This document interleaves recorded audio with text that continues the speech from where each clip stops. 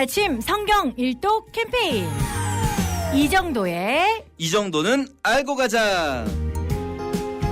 자, 드디어 오늘 우리 에스더 마지막 장이죠? 그렇습니다. 네. 이제 역사서라고 구분되는 게 에스더까지인데요. 오늘 역사서가 끝나는 날입니다. 네. 사실 에스더서 10장은요. 네. 몇 절 안 돼요. 그렇죠. 3절밖에 안 돼서 그냥 쓱 읽으실 수 있어요.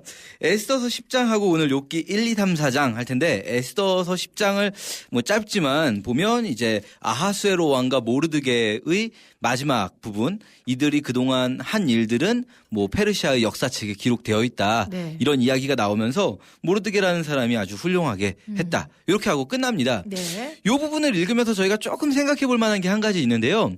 느끼셨을지 모르겠어요. 이게 정말 좀 한 번쯤 생각해 보면 하는 생각이 들 수 있는 건데 보통 성경에서 요 타이밍쯤 되면 하나님이 함께 하셔서 이렇게 잘 됐다라거나 하나님이 이 모든 일에 함께 계셨다. 뭐 이런 식의 표현이 있어야죠. 나올 법하거든요. 네. 안 나옵니다. 이런 얘기가 없어요. 아, 그러고 보니 정말. 예, 심지어 저희가 이미 읽었었던 4장에서 모르드게가 에스더에게 뭐 네가 이 지금 왕후가 된 것이 이때를 위함인지 알지 어떻게 알겠느냐 이런 말 네. 할 때도요. 보통 이렇게 말할 수도 있어요. 하나님이 너를 이때를 위해서 그렇죠. 거기 보내신 거 아니 그렇게 네. 말하지 않아요. 네네. 에스더의 대답도 그렇습니다. 내가 가서 뭐 보통 이렇게 말할 수 있거든요. 하나님이 나를 지켜주시면 내가 살겠습니다. 뭐 이런 말 안 해요. 그냥 죽으면 죽으리이다 하고 가요. 이 전체적으로 그러고 보니 그러네요. 에스더서 이 10장에서요. 하나님이란 단어가 한 번도 나오지 않습니다. 66권의 성경 중에 유일하게 하나님이라는 표현이 하나님과 관련되는 어떤 표현도 네. 단 한 번도 나오지 않는 성경이 에스더서예요. 금식 기도한 거가 가장 가깝네요. 그렇죠. 그나마 기도한 게 가까운데 거기서도 누구한테? 금식하라고만 했지 누구한테라는 말이 안 나와요. 이 에스더서와 제가 네. 이제 지난번에도 말씀드렸는데 비슷한 시기에 기록된 포로 후기 이후에 기록된 책이 에스더서와 룻기인데요.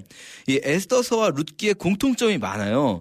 여성이 뭔가 적극적으로 사역에 나섰다. 뭔가 그동안은 사실 여성 그러면 남성 등장인물에게 어떤 조연의 역할을 맡았다면 에스더서나 룻기는 여성이 주연급의 역할을 하고 있다는 것. 네. 또 한 가지가 있다면 룻기도 그렇고 에스더서도 그렇고요. 둘 다 하나님의 이름을 함부로 꺼내지 않아요. 하나님이 함부로 등장하잖아요. 룻기는 하나님이라는 표현은 돼. 네. 하나님이 무얼 하셨다라고 나오는 게 아니라 그냥 등장인물들이 네. 하나님께 뭐 기도하면서 하나님을 부르는 정도 그런 거고요. 예를 들면 아주 대표적으로 룻이 보아스의 밭에 가서 보아스를 만나는 장면에서요. 이 4장 13절인가 그럴 텐데 이 장면에서 우리는 당연히 하나님의 섭리 가운데 룻이 보아스를 만났다고 생각하는데 네. 여기에 성경이 정말 잘 안 쓰는 단어가 쓰여요. 우연히 룻이 보아스를 만났다고 해요. 그러니까 포로기 이후 이스라엘 백성의 신앙의 모습을 저희가 이 부분에서 살펴볼 수 있는데 함부로 하나님의 이름을 부르지 않고자 해요. 뭐냐면 사실 이스라엘 백성이 멸망할 때 어떤 일들이 있었냐면 함부로 하나님의 이름을 막 망령되이 불렀거든요. 네. 많은 거짓 선지자들이 이게 하나님의 뜻이다, 이게 하나님의 뜻이다 함부로 말을 했어요. 그런데 이제는요, 정말 하나님의 뜻이 분명한 상황에서도 누구나 알죠. 그거 하나님이 하셨다는 걸. 이 책을 읽으면 누가 봐도 이건 하나님이 함께 하신 이야기예요. 하지만 그걸 굳이 표현하지 않아요. 뭐 모든 포로 후기의 저작들이 그렇진 않지만 우리가 좀 이런 생각도 해볼 필요 있습니다. 하나님이 계신가 안 계신가 혹은 하나님이 함께 하시고 일하시는가 아닌가는요. 우리가 꼭 말로 하나님의 어떤 표현을 하고 말을 일부러 거룩한 표현을 사용하고 교회적인 표현을 사용하고 그래야 하나님이 함께 하시는 건 아니에요. 하나님이 함께 하시느냐 아니냐는요. 그 모든 것들을 보면 자연스럽게 알 수 있어요. 그렇죠. 네. 에스더서를 보면서 누구도 네. 아니 이 책은 하나님이라는 이름이 한 번도 안 나오니까 하나님이 하신 게 아니구나라고 말하지 않거든요. 그렇죠. 네. 그래서 우리가 꼭 말로만 해야 되는 건 아니구나라는 생각하면서 이 에스더서 포로로 잡혀간 그 땅에서 우리로 말하자면 세상 속에 살면서 우리가 교인들끼리만 모여서 사는 게 아니잖아요. 우리는 세상 속에 살고 세상 속에 살면서 그러면서 우리가 어떻게 이 신앙을 포기하지 않고 그렇다고 이 신앙을 과장하지 않고 네. 살 수 있는가 보여주는 책이라고 할 수가 있습니다. 네, 욥기 들어가기 전에 어제 청취자 여러분들께서 항의 문자를 많이 보냈습니다. 아, 어떤 항의 문자입니까? 모르드게는 에스더의 삼촌이 아니라 사촌 오빠입니다. 아, 예. 그런데 어제 우리 삼촌이라고 어제 계속. 제가 착각했네요. 네. 예, 죄송합니다. 사촌 오빠. 예, 사촌 오빠로 변명의 여지가 하겠습니다. 없이 그냥 실수. 예. 근데 사실은요. 이게 제가 변명을 굳이 해보자면 이스라엘의 언어는요. 네. 이게 히브리어 또 이스라엘이 쓰는 헬라어든 네. 이스라엘의 언어는 촌수가 불명확할 때가 많습니다. 아하. 촌수가 애매해요. 왜냐하면 이게 어느 단어를 쓸 때 이 단어가 그 지역에서 많이 쓰이는 단어의 경우엔 굉장히 똑같은 말도 세분화돼 있어요. 예를 들면 우리는 광야라는 단어가 하나밖에 없잖아요. 그렇죠. 이스라엘은 광야라는 단어가 6개 단어가 있어요. 워낙 광야에서 산 사람들이니까. 워낙 많으니까 광야도 네. 종류가 있어요. 6종 뭐 그렇죠. 미드바르가 우리 제일 많이 아는 게 있고 예시몬이라는 단어도 있고요. 네게브라는 단어도 있고요. 단어가 많은데 그런가 하면 이 사람들이 잘 관심이 없는 부분은 단어가 그냥 하나로 그냥 뭉뚱그려서 예를 들면 아주 대표적인 게 바다라는 단어. 네. 바다가 별로 없잖아요. 그러다 보니까 갈릴리는 명확하게 호수인데 바다라고 그러죠. 바다예요. 사해도 명확하게 호수인데 그러네. 바다라고 그래요. 그냥 단어를 그냥 대충 쓰는 거죠. 이럴 땐. 그 비슷한 게 촌수예요. 그래서 굉장히 애매한 게 성경의 난제 중에 네. 촌수 관련된 거 몇 개 있습니다. 그래서 뭐 마가는 바나바의 사촌이냐 삼촌이냐 뭐 이런 것도 있고요. 뭐 누구죠? 스룹바벨 같은 경우도 이 사람은 도대체 촌수가 어떻게 되는 사람이냐. 세스바살의 이 조카냐 동일 인물이냐 뭐 애매합니다. 이런 것들은 왜 그러냐면 뭐 저희가 엄밀히 막 뒤져보면은 이쪽이 맞다라고 얘기할 수도 있지만 기본적으로 어휘 자체가 이 사람들이 좀 대충 썼어요. 촌수 관련 어휘를. 원래 별로 촌수가 중요하지 않은 문화권에 살고 있기 때문에. 네. 그런데 저희는 이제 촌수 굉장히 중요한 문화권이다 보니까. 어쨌든 우리 성경에는 사촌으로 표현되어 있는 건가요? 그렇죠. 이 부분은 사실 제가 잘못한 거니까 그냥 핑계를 대보려고 다른 유료들 막 끌어다 마가와 바나바 관계를 막 끌어다가 설명을 했는데 공식적으로 공식적으로 사과를 드리겠습니다. 죄송합니다. 욥기 예. 넘어가도록 하겠습니다. 욥기 넘어가겠습니다. 욥기 이제 오늘 1장부터 4장까지인데요. 욥기 1장 시작할 때 뭐 욥 이야기는 워낙 잘 아시는 이야기죠. 특히 저희가 이제 1장부터 2장까지는 굉장히 잘 알아요. 네. 1장, 2장이 욥기의 이제 도입부거든요. 1장에서 욥이라는 사람이 소개됩니다. 동방의 의인이고요. 이런 사람이 없습니다. 이렇게 하나님을 경외하고 악에서 떠나는 사람이 없습니다. 하나님이 또 한 번 말씀하세요. 1절에서는 전지적 작가 시점으로 설명되고 네. 8절에서 또 하나님이 말씀하세요. 이런 사람이 없다. 이렇게 하나님을 나를 경외하고 악에서 떠나는 사람이 없다. 라고 말하는 걸 보면서 저희가 무슨 생각을 해볼 수가 있냐면 욥기를 어떻게 읽어야 되는가. 이 생각을 좀 해봐야 돼요. 네. 이게 굉장히 어려운데 뭐냐면 이 욥기가 스토리는 쉬워요. 그냥 욥이 고난을 당했지만 뭐 결국에서는 하나님이 욥의 편을 들어주시면서 하나님을 만나는 이야기죠. 그런데 이게 무슨 말을 하고 싶은 책일까요? 이 책이. 도대체 어떤 메시지를 전해주고 싶은 걸까요? 오랫동안 제일 많은 분들이 어떻게 이 책을 이해하셨냐면 왜 아무 잘못 의인이 고난당하는가를 이 책은 네. 설명해주고 있다. 아무런 잘못이 없는 의인의 고난은 왜 오는가? 이거는 사실 우리의 궁금증인 거예요. 그렇죠. 우리는 궁금해요. 왜 아무 잘못도 없는 어린아이들이 저런 어떤 시리아나 이런 내전 지역에 있는 데서 그 아이들이 태어나자마자 죽어야 하는가? 우리는 그게 궁금해요. 의인이 왜 고난을 받는가? 그러니까 욥기를 보면서 그런 부분을 생각할 수 있단 말이죠. 그러면서 내가 아무 잘못하지 않았는데 나에게 찾아오는 고난은 어떤 의미인가? 뭐 이렇게 욥기를 보면서 생각하기도 하는데 사실은 이거는 뭐 굉장히 여러 의견이 있기 때문에 어떤 의견이 맞다고 네. 확정 지을 수 없습니다. 저 개인적으로는 요건 아닌 것 같다고 생각하는데 그 이유가 뭐냐면 욥이라는 사람은요. 우리하고 비교할 수가 없다는 게 욥기의 출발이에요. 그러니까 우리가 일반적으로 당하는 어떤 고난의 의미 네. 내가 잘못한 게 없는데도 당하는 고난이 왜 오는 걸까를 욥기에서 찾으려고 하면 안 되는 게 욥은 우리하고는 아예 비교할 수가 없는 사람이라는 게 시작부터 선언돼요. 이런 사람은 없다. 흠 잡을 데가 없다. 그렇죠. 네. 이와 같은 사람이 없다라고 하나님이 말씀하시거든요. 그러니까 우리가 당하는 고난과 욥이 당하는 고난은 전혀 다른 개념으로 봐야 되는 거죠. 네. 그러면 우리의 고난을 설명해 주기 위한 책은 아닌 거라고 봅니다. 저는 개인적으로. 네. 그렇게 보시는 분들도 있고요. 네. 그럼 저는 이 책을 보면서 뭐 저도 이제 배운 거지만 여러 가지 욥기를 해석하는 관점 중에서 어떤 게 제가 생각하기에 제일 이게 맞는 것 같다라는 생각이 들었냐면 네.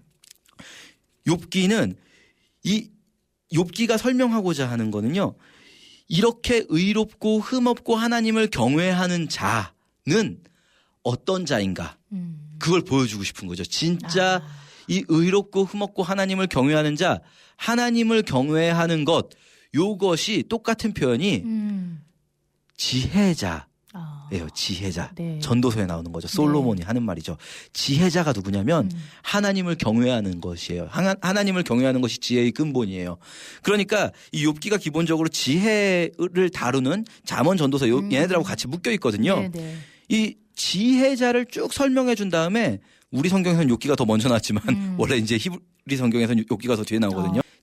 지혜자가 그럼 누구냐? 라고 보여주는 거라고 이제 보통 유대인들은 생각한다고 하더라고요. 네. 그래서 욥기의 저자를 솔로몬이다. 솔로몬이 욥기의 실 예를 든 거죠. 앞에서 그렇죠. 설명서에 지혜가 무엇인지를 설명해 줬다면 이번에는 네. 참된 지혜자인 욥이라는 사람의 예를 들어서 진짜 지혜자가 어떤 사람이냐 이걸 보여준다는 거죠. 그 지혜자의 고난에 대처하는 법. 그렇죠. 예. 지혜자가요. 여기 이제 우리가 볼 텐데 1장부터 보면은 1장에서 뭐 잘 아시죠? 욥이 당하게 됩니다. 네. 사단 때문에. 그래서 처음에는 소와 나귀와 낙타가 당하다가 나중에 18절에서는 자녀들도 죽고요. 그런데도 욥의 고백은 주신 자도 여호와시니 내가 적신으로 와서 가져가셔도 뭐 나는 여호와를 찬양합니다. 이렇게 1장이 네. 끝나죠. 네. 그런데 2장에서 사단이 다시 하나님한테 따지죠.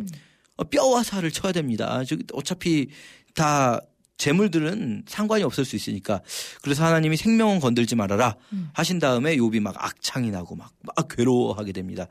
이때부터 이제 본격적으로 시작이에요. 1장에서 뭐 나머지는요 그렇게까지 큰 괴로움이 아니었어요. 그런데 이제 본인까지 죽을 때가 되고 막 자식들을 그리고 아내도 막 떠나가고 모든 것이 욥의 일상이 무너지는 요 지점에서 욥기의 본문이 시작됩니다. 욥기의 본론은요 결국은 친구들과 욥의 대화예요. 친구들과 욥의 대화가 욥기의 본문인데요. 이 친구들이 어떤 사람들이냐면요.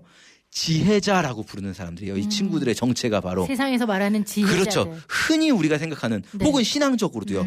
지혜자라고 부르는 사람들. 네. 이 엘리바스가요. 4장에서 이제 3장에서 욥이 탄식을 하고요. 4장에서 엘리바스가 막 욥에게 가르치는데요. 엘리바스가 뭐라고 하냐면 네가 원래 지혜자였다. 네가 원래 지혜자였고 네가 많은 사람에게 네 지혜를 알려줬는데 지금 봐라. 네가 힘들어지니까 이제 네가 그 지혜가 다 어디 갔냐 이렇게 말하면서 시작합니다. 이걸 보면 이제 지혜자라는 거는요. 일상 속에서 평범한 상황 속에서는요. 진짜 지혜자와 가짜 지혜자가요. 구분되지 않을 수 있어요. 똑같아요. 일상 속에서는 이게 정말 지혜를 가진 사람이나 아니면은 그냥 여기서 말하는 정말 지혜는요. 말 그대로 하나님의 지혜예요. 그런데 그냥 세상의 지혜를 가진 사람이나 똑같아 보일 수 있어요. 그런데 이제 위기의 상황 속에서 갈라지게 됩니다. 엘리바스가 누구냐면 대만 사람 엘리바스라고 나와요. 대만? 예, 대만. 예, 우리 그 대만 할 때는 아이 대만이고요. 저기 타이완은 어이 대만입니다. 네네. 이 대만 사람 엘리바스, 이 대만이라는 곳이 오바댜에도 보면 드만이라고 나오거든요. 네. 지혜로 유명한 곳이에요. 지혜. 그러니까 이 대만 사람 엘리바스도 역시 지혜자고요. 욥의 세 친구들도 지혜자예요. 그런데 이 세 친구들의 가진 지혜와 욥이 일상 속에서의 지혜 말고 이 고난을 통과하면서 욥이 깨닫게 되는 지혜. 이게 충돌하는 거예요. 그렇죠. 일상 속에서의 지혜는요. 너무 쉽게 이야기할 수 있어요. 욥의 이런 고난을요. 막 해석해 줘요. 너의 고난은 이것 때문이라고 이제 앞으로 막 해석해 줄 거예요. 이 친구들이. 우리가 얼마나 그런 잘못을 자주 하는지 모릅니다. 신앙적으로도요. 뭐 이렇게 고난당하는 우리 신앙의 동료들을 보면 당신은 제가 보기엔 이것 때문에 고난을 받는 것 같아요. 엘리바스는요 심지어 뭐라고까지 하냐면 환상 중에서 천사인지 하나님인지 누가 이렇게 환상 중에 나타나는 걸 봤다고까지 말하면서 욥의 고난을 자기가 설명하려고 해요. 그런데요 진짜 지혜는 그게 아닌 거예요. 그 고난을 설명해 주는 게 지혜가 아니에요. 우리가 생각하는 지혜는 어떤 상황이 있을 때 그 상황을 설명해주고 지혜롭게 해결책을 제시해 주는 것 같은데 이 욥기가 보여주는 건 그게 지혜가 아니에요. 진짜 지혜는 뭐냐면요. 이제부터 욥이 보여줄 거예요. 예, 지금 말씀드리면 네. 우리 욥기 김 빠지니까 예, 오늘 여기까지만 하고 너무 궁금한데요. 4장부터 읽도록 하겠습니다. 4장까지 읽도록 하겠습니다. 진짜 지혜자, 진짜 하나님을 경외하는 자는 고난에 대해서 어떻게 대처하는지 욥기를 통해서 우리가 함께 배워보도록 하겠습니다. 자, 오늘 욥기 4장까지 읽으시고 읽었어요. 출석 체크 남겨주시고요. 저희가 역사서 책거리 파티는 다음 주 화요일. 그렇습니다. 다음 주 화요일에 준비되어 있습니다. 여러분 부지런히 남겨주시기 바랍니다. 저희 여기서 인사드릴게요. 고맙습니다. 감사합니다.